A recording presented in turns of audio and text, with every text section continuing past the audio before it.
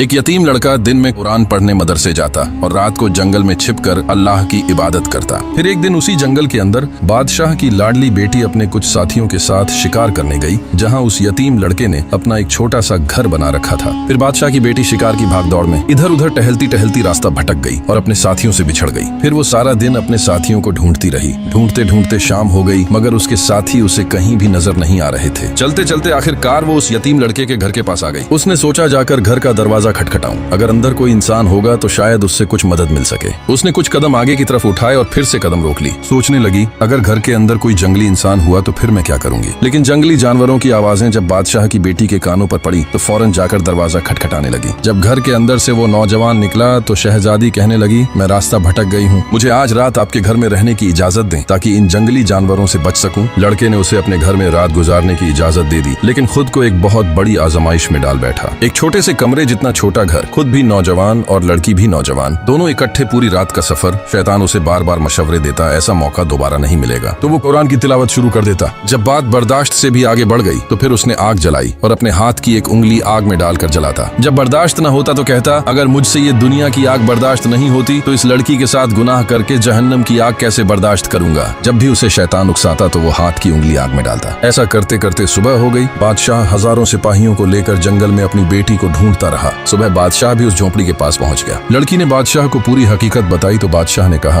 बेटी तुम पूरी रात अकेली घर के अंदर इस नौजवान के साथ थी। मैं तो तुम्हारा बाप हूँ, मैं शायद तुम्हारी बातों पर यकीन कर लूं, लेकिन लोग यकीन नहीं करेंगे, समाज में मेरी नाक कट जाएगी। इस बात को छुपाने के लिए मुझे इस नौजवान को कत्ल करवाना पड़ेगा। तो कहने लगी, बाबा आप मेरे मोहसिन को कत्ल करवाएंगे। तो बादशाह बोला, बेटी मैं मजबूर हूँ, मेरे पास और कोई रास्ता नहीं है। बादशाह ने सिपाहियों को हुक्म दिया, इस नौजवान को गिरफ्तार कर लो। सिपाही उसे गिरफ्तार करके ले गए और जाकर कैद में डाल दिया। फिर लड़की छिपकर इस नौजवान से मिलने के लिए कैद की तरफ जा रही थी तो एक सिपाही ने देख लिया और जाकर बादशाह को बता दिया। बादशाह छिपकर अपनी बेटी को देख रहा था कि देखूं मेरी बेटी छिपकर इस नौजवान के पास क्या करने आई है। लड़की ने जब इस नौजवान से पूछा, उस रात जब मैं जंगल वाले घर के अंदर तुम्हारे साथ थी तो मैंने देखा था तुम अपने हाथ की उंगली बार बार आग में डाल रहे थे, ऐसा क्यों कर रहे थे। तो वो लड़का कहने लगा, मुझे जब भी शैतान मशवरा देता कि लड़की अकेली है गुनाह कर लो तो मैं अपनी उंगली आग में डाल लेता। जब आग की तपिश बर्दाश्त न होती तो सोचता ये दुनिया की मामूली आग मुझसे बर्दाश्त नहीं होती तो इस लड़की के साथ गुनाह करके जहन्नम की आग कैसे बर्दाश्त करूंगा। बस खुद को ये एहसास दिलाने के लिए और गुनाह से बचने के लिए मैं बार बार ऐसा कर रहा था। बादशाह ने जब इसकी बातें सुनी तो चीख उठा, कहने लगा, जिस मुस्तफा के गुलाम का ईमान ऐसा हो वो गुनाहगार कैसे हो सकता है। फिर बादशाह ने कहा, बेटी ये नौजवान सजा का हकदार नहीं बल्कि ताज पहनाने के लायक है। फिर बादशाह ने उसे ताज पहनाया और अपनी बेटी के साथ शादी भी करवाई और बादशाहत के तख्त पर भी बिठा दिया।